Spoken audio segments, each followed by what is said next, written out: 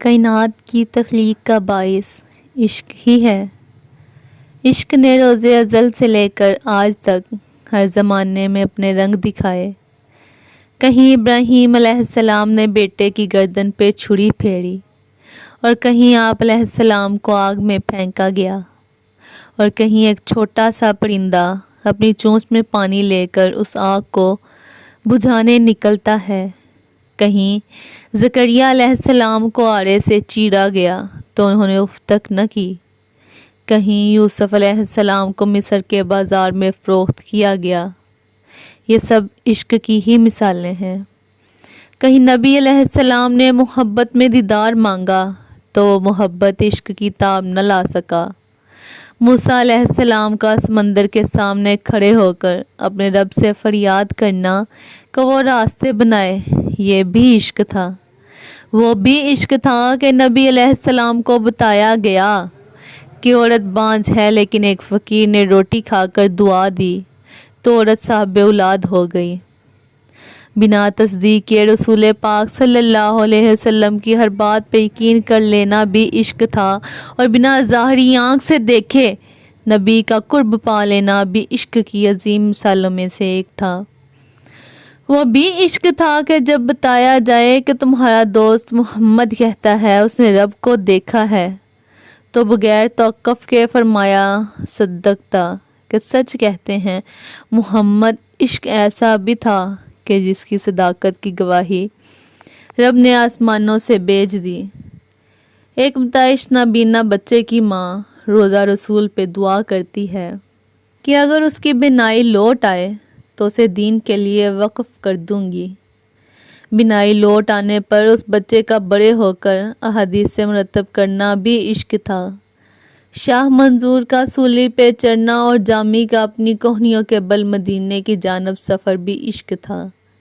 عشق ایسا بھی تھا کہ بلتی زمین کو اپنے عدل کی قسم دیں اور وہ ہلنا رک جائے۔ عشق ایسا بھی تھا کہ دریائے نیل کو خط لکھ دیں، چلنا ہے تو اپنے رب کے حکم سے چل، ورنہ ہمیں تیری ضرورت نہیں۔ عشق ایسا بھی تھا کہ نیل بغیر کسی حل و حجت کے چلنے لگ پڑے۔ عشق اپنے کمال کو تھا جب کم سن عمری میں محبوب کہے کون میرا ساتھ دے، تو بنا ایک لمحے کو رکے وہیں کھڑے ہو جائیں۔ یہ عشق ہی تو تھا۔ جب دین مکمل ہوا 1.25 لاکھ کا مجمع تھا۔ آج شان و شوکت تھی، آج اسلام اپنے کمال کو تھا کہ ایک ہی اعلان ہوا، من کنت مولا فہذا علی مولا۔ اللہ کی رضا کے لیے اللہ کی راہ میں اپنی جان، مال، اولاد سب کچھ قربان کرنے کا نام بھی عشق ہی ہے، اور 72 تن کا اللہ کی راہ میں حق کی خاطر شہید ہو جانا عشق کی انتہا تھی۔ روئے زمین پر عشق کو یہ انتہا نہ کبھی نصیب ہوئی نہ کبھی ہوگی۔ عشق بھی اس روز محوِ حیرت ہوگا کہ انتہاؤں کی انتہا تھی۔ یقیناً بہت بلند اور ماورائے عقل چیز ہے یہ عشق۔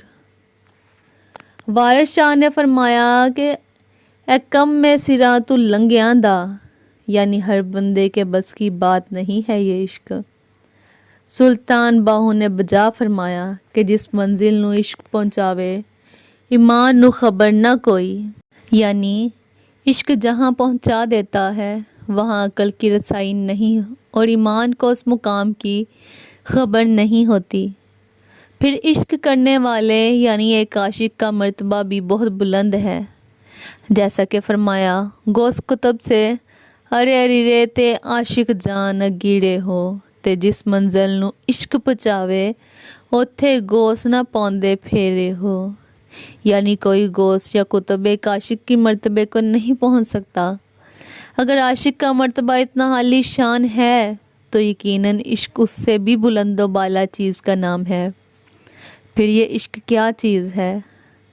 حدیث پاک ہے کہ عشق ایک ایسی آتش جو ماں سوائے اللہ کے ہر چیز کو جلا دیتی ہے، یعنی جو عشق کرتا ہے اس پہ یہ مقام آتا ہے کہ اس میں اس کا اپنا آپ ختم ہو جاتا ہے، بس اللہ ہی رہ جاتا ہے، اور جب ماورائے عقل کام عشق کرواتا ہے وہ کسی عام انسان کے بس کی بات ہرگز نہیں ہو سکتی۔